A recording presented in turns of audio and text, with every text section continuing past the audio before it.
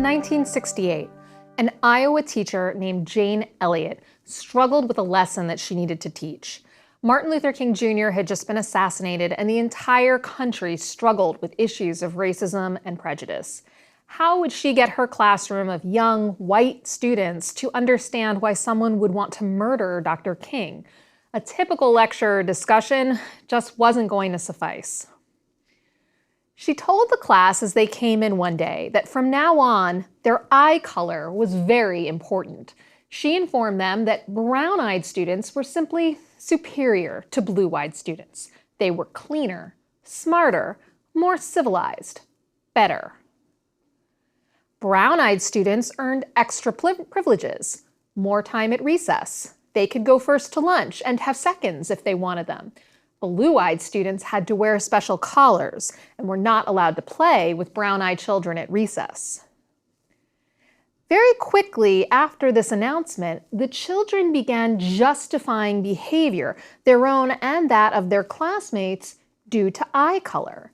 As Jane Elliott said in the Frontline documentary, A Class Divided, she watched, quote, what had been marvelous, cooperative, wonderful, thoughtful children turn into nasty, vicious, discriminating little third graders in the space of 15 minutes, end quote. She also noticed that the activity had an impact on their schoolwork. The students in the discriminated group performed slower and more poorly on their class exercises than those who were in the privileged group. On the second day of the activity, she reversed the two groups, telling the students that she had been wrong the previous day and that blue-eyed children were actually superior. Students who had shined academically the day before now struggled. While Jane Elliott's class exercise doesn't follow all the rules, it has some of the key elements of one of the most important research designs there is, the classic experiment. An experiment, as we've discussed briefly before, is a method where a researcher manipulates one or more variables and then observes the effect of those manipulations on the experiment subjects. The classic or true experiment is the hallmark of research in the natural sciences, medicine, psychology, and many other disciplines. Not every research question can be answered through an experiment, but if all else is equal, you're generally going to get better, that is, more reliable and valid results using an experimental design than other research methods. The reason is that an experiment maximizes the control that you, the researcher, have over your subjects and variables. Control is the key word there. In an experiment, you control your variables and how they are measured. You don't have to rely on a business or government keeping accurate records.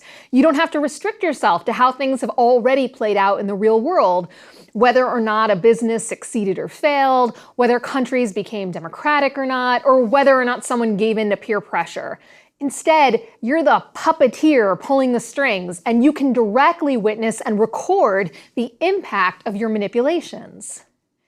Now, Jane Elliott certainly pulled the strings on her third grade class, but her experiment, while teaching her students a valuable set of lessons on prejudice, would not be considered a true experiment, as it does not meet all of the criteria. It does meet some, however.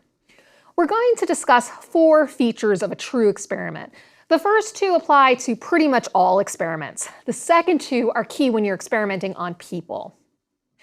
These 4 features are control, manipulation, random selection of participants, and random assignment of subjects to groups.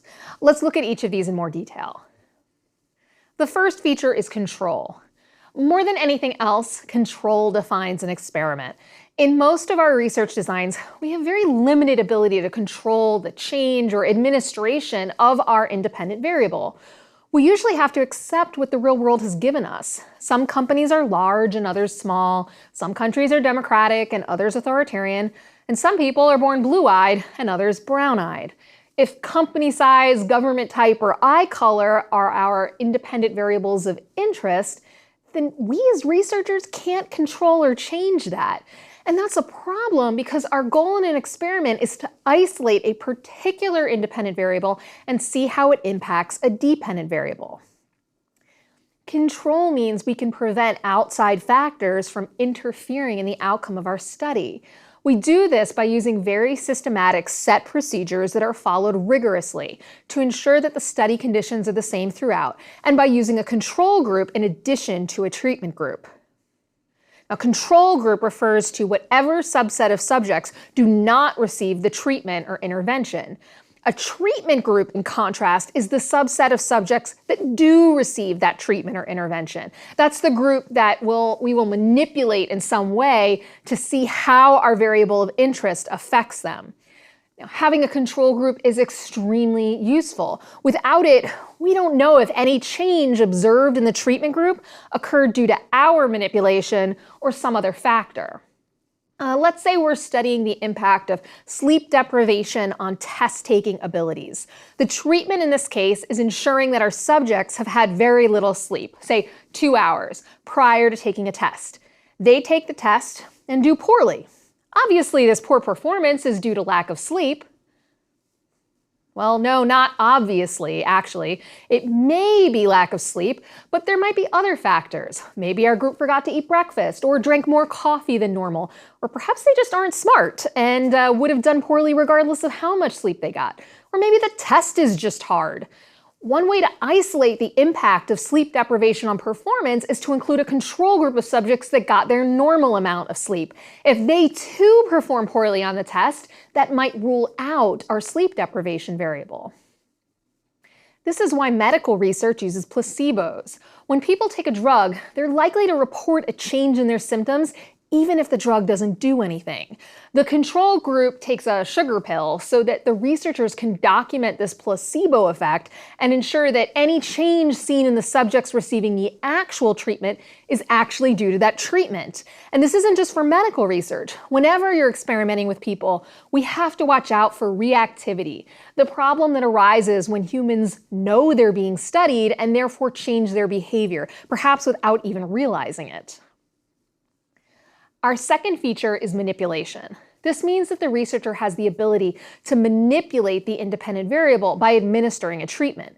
By introducing a treatment, we're changing the environment of our subjects, and we're able to observe what impact that change has. When Jane Elliott introduced the concept of eye color superiority, she was essentially manipulating the conditions of her classroom. Before, the students had no conception of eye color mattering in terms of abilities or privileges. Once they did, and once Elliott, as the facilitator, enforced certain rules, student behavior began to change, as did performance on tests. Now, these first two criteria are necessary for all kinds of experiments. If you're experimenting in a kitchen, for example, you might try adding a new spice to your dish. That's manipulation of a variable.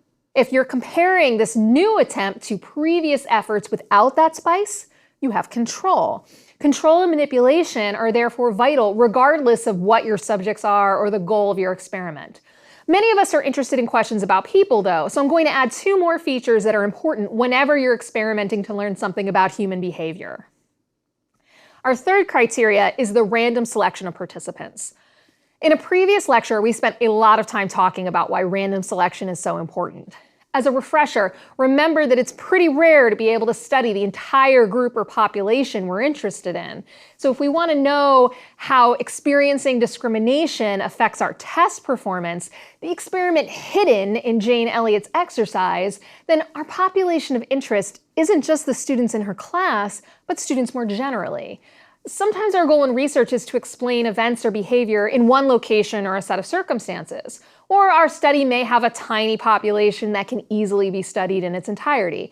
In those cases, random selection may not be required after all. But if the goal is to say something about a wider population and we can only observe a small subset of that population, then generally we'd like the subset to represent that wider population. The best way to do that is to use a random sample. Now, Jane Elliott's sample was not random. She used her own students in her class, not a random selection of third graders from her school or town. Having a random sample helps increase the external validity of our study, the chances that the results of our study can apply to the wider population, not just those in the study itself. But it's actually quite common in experiments to not use random samples, simply due to the nature of the study or the difficulty of recruiting a pool of random subjects.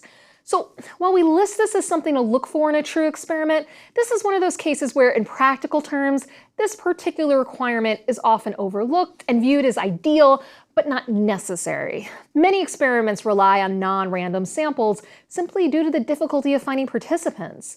These experiments do suffer from external validity issues, but that's why replication is so important, so we can see if an experiment completed on one set of participants holds up when conducted on another set of participants. Our fourth and final feature is random assignment. Random assignment means that our participants don't get to choose which group they're placed in. They are randomly placed in the treatment group or the control group. They don't get to choose if they go to a group with a friend or the person they were chatting with in the hallway. Instead, they're randomly assigned by the research team to one of the groups, with an equal chance of ending up in either a treatment or a control group. In a true experiment, random selection combined with random assignment helps ensure that any differences between our two groups is due to chance. That's important. It minimizes the ability of other variables to play a role in any change we observe in our dependent variable. If we see change, we can claim with some confidence that the change is likely due to our independent variable. That gives us greater validity in our study. If you don't use random assignment of subjects into groups, you can end up with selection bias problems. Imagine you're doing a study on whether or not playing with puppies improves people's moods. You let people self-select into groups, those who play with puppies and those who don't. The problem is that those people already predisposed to enjoy playing with puppies will put themselves in that group, while those who don't enjoy playing with puppies, do those people exist? There must be a few out there, but they put themselves in the control group. You can imagine then that your results are going to be skewed. This is why random assignment into treatment and control groups is one of the hallmarks of the true experiment, and why experiments that cannot use random assignments are sometimes classified as quasi-experimental. Jane Elliott's use of eye color to separate her groups isn't exactly random. Some studies have linked eye color to a host of personality and behavioral factors. For that reason, we typically wouldn't want to assign people to groups based on eye color, but instead use a truly random process. So those are our 4 features for a true experiment: control, manipulation, random selection, and random assignment. With them, you're able to use one of our more powerful tools for determining causality. Now, before we move on to some specific true experimental designs you can use for your project, we have to talk about validity again. We've encountered validity before. It's essential to our understanding of measurement. Validity means that any measure of a variable needs to be a valid or true representation of our concept. And to be valid, a measure must also be reliable or give consistent results. We can also use validity in a broader sense than just measurement. We can discuss the validity of our study as a whole and the extent to which it has value. Let's consider 2 types of validity: internal validity and external validity. Internal validity is the extent to which we can attribute any result to the independent variables and not something else external to the study. If we claim our study has internal validity, we're saying we can be reasonably confident that within the study itself, internal to it, we are truly testing the role of the independent variable in affecting our dependent variable. We are, to the greatest extent possible, eliminating outside factors. Think of our study as an old box. Internal validity means we've patched all the holes, taped the sides down, and encased it in steel. Nothing is getting into that box except what we put there. Unfortunately, there are a lot of things that can threaten the internal validity of our experiment. Not all of these can be prevented either. We can design our study to minimize their impacts, but when they do happen, we have to catalog them and then later assess the potential impact they have on our study. The key here is transparency. Be honest about the internal validity threats you faced so that your audience and other researchers can assess for themselves whether those threats are minor or large enough to question your results and conclusions. So let's talk about just a few of these threats to internal validity. First up are reactivity effects, sometimes called the Hawthorne effect. In the 1920s, a series of studies were done at Hawthorne Works in Chicago. The managers at Hawthorne wanted to see if changing the level of lighting in their building could increase the productivity of their workers. There was actually no difference in productivity at levels of low or high light, but instead, productivity increased whenever the lights shifted in intensity, regardless of whether the actual level of the lights were low or high. The researchers concluded that the workers knew that any time the lights changed, they were being observed, and this caused them to increase their productivity. This became known as the Hawthorne effect in research, and it means that people change their behavior when they know they're being watched. When someone agrees to participate in your study, they don't become a blank slate.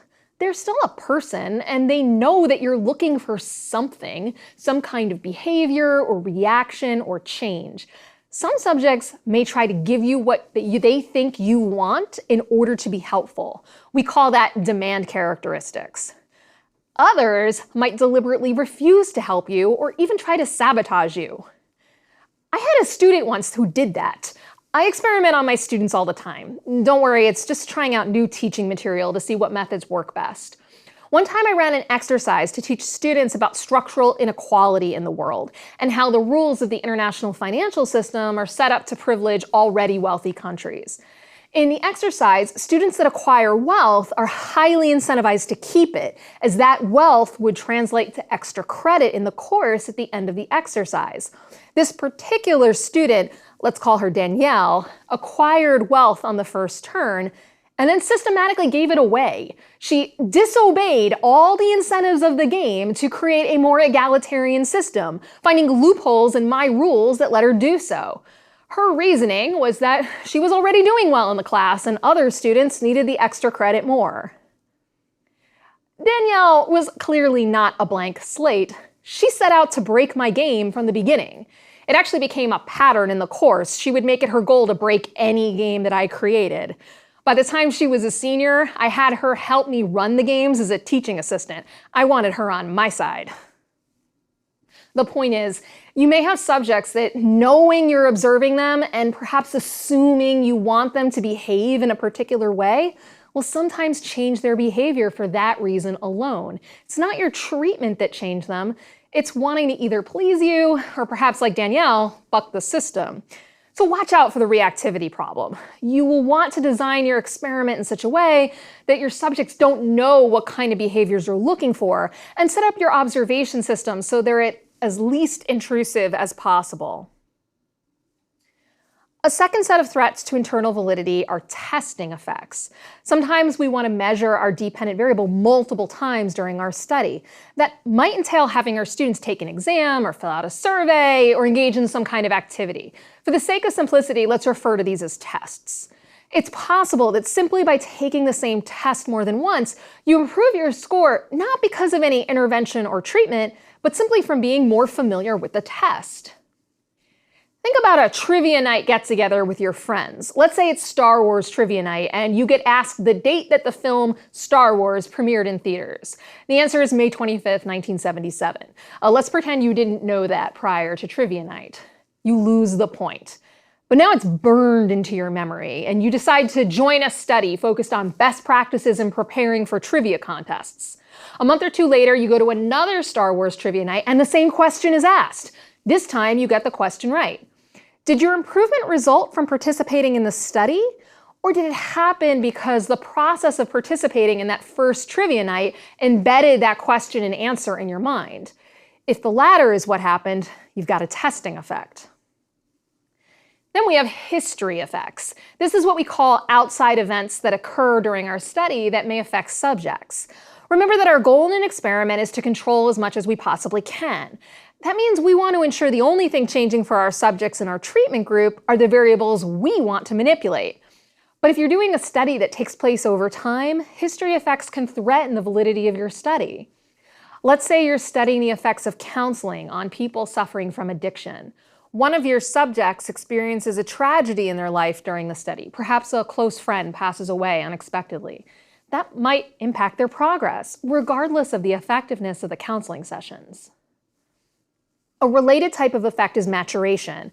Subjects quite simply change over time. If your experiment runs for a lengthy period of time, your subjects' beliefs, attitudes, and behaviors may change simply due to the passing of time.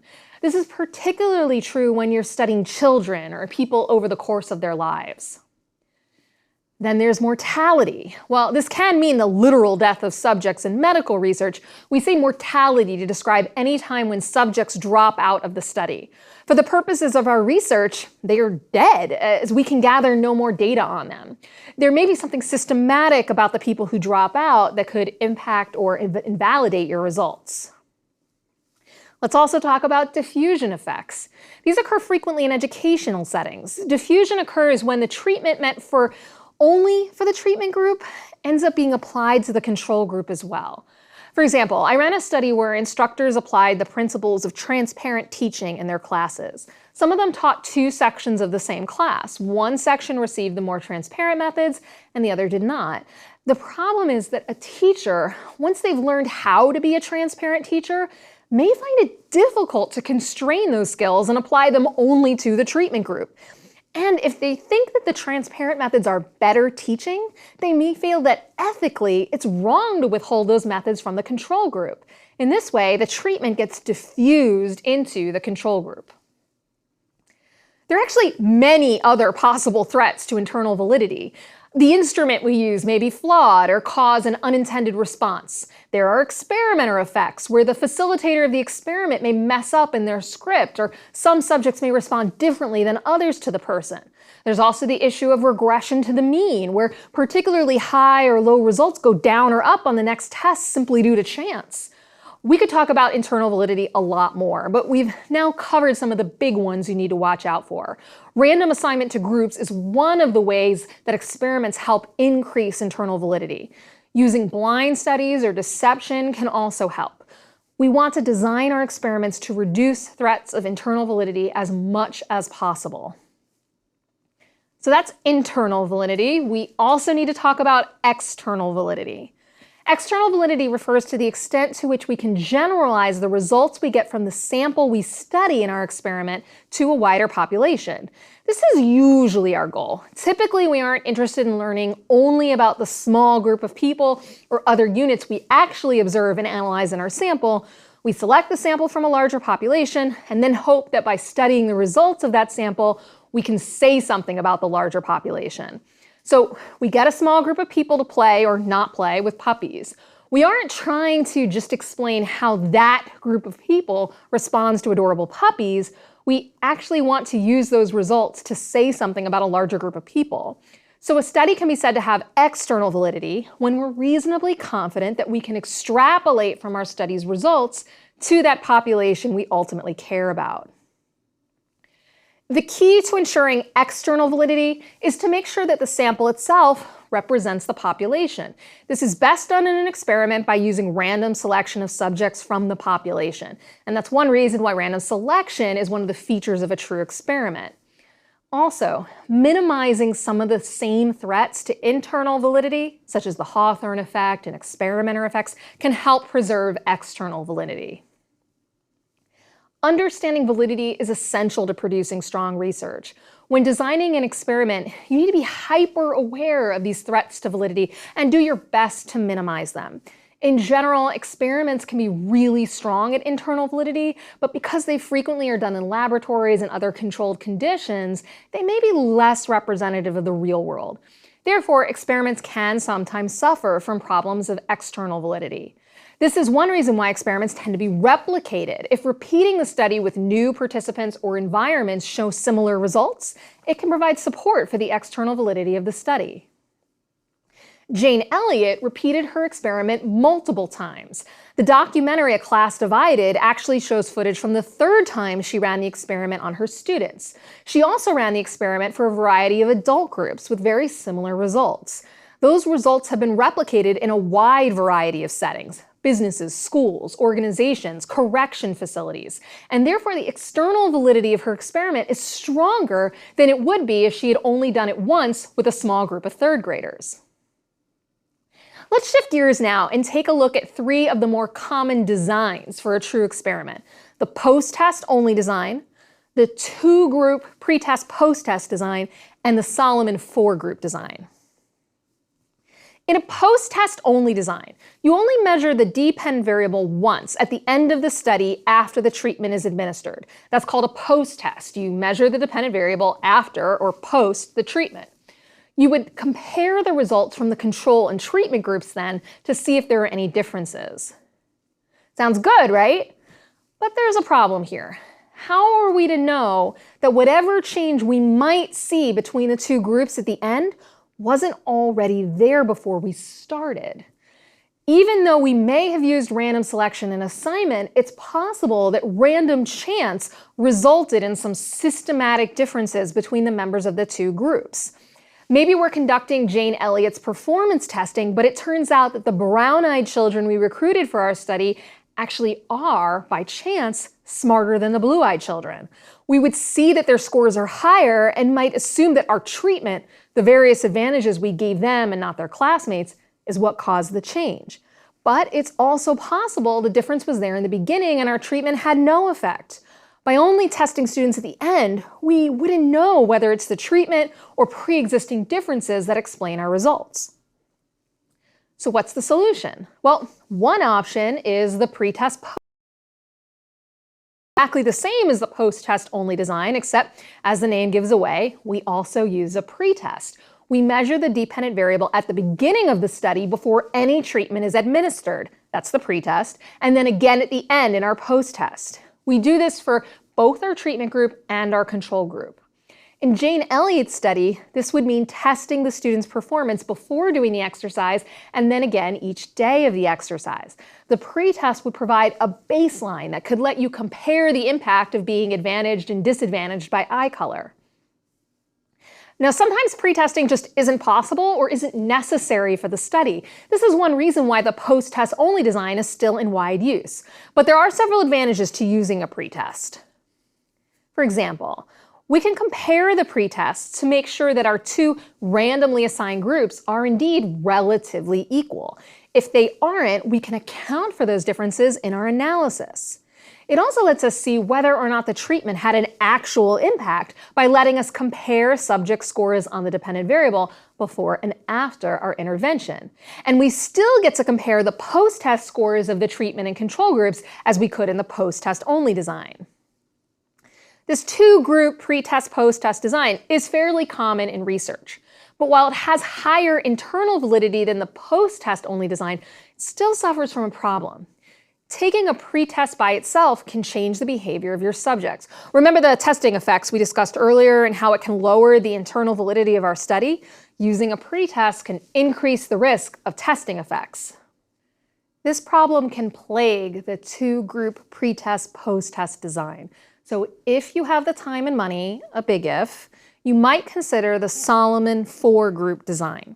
It has all the features of the pretest post-test design, but consists of four groups, not two. We still have random selection and assignment. That doesn't change in a true experiment with human subjects. But now we have two control groups and two treatment groups. In each set of groups, only one group gets a pretest. So we have a post-test only control group and a post-test only treatment group and pre-test post-test versions of both. This is much more expensive and difficult to do than a pre-test post-test design. The extra two groups means you need many more subjects. You also need to be able to coordinate the administration of the treatment, and if necessary, a placebo, to two different groups at the same time. And the results can be much more complicated to analyze. But there are some clear advantages here. Remember that experiments shine by providing the high levels of internal validity. They give us the greatest control we can get over our variables and how they interact. The Solomon four-group design maximizes that control. It lets us check to see if testing or reactivity effects are present, for example.